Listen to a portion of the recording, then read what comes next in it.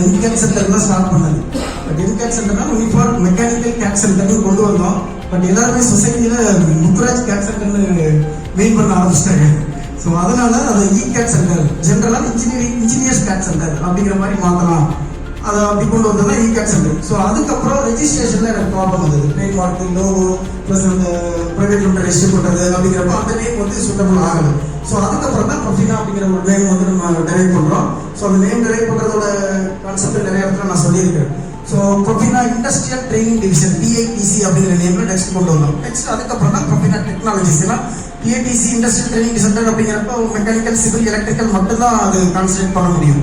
But அதுக்கப்புறம் நம்ம CSE IT, multimedia, so arts and science அதுக்கு உண்டான கோர்சஸ் எல்லாம் உள்ள கொண்டு வரதுனால நம்ம அந்த இண்டஸ்ட்ரியல் ட்ரைனிங் டிவிஷன் அப்படிங்கிறத டெக்னாலஜிஸ் நம்ம மாற்றிடலாம். When you are offering the service for the companies will recruit you for the big salaries.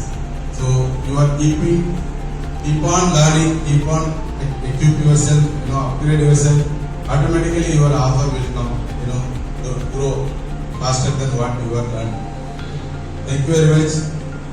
All the best for everyone and all the best for everyone.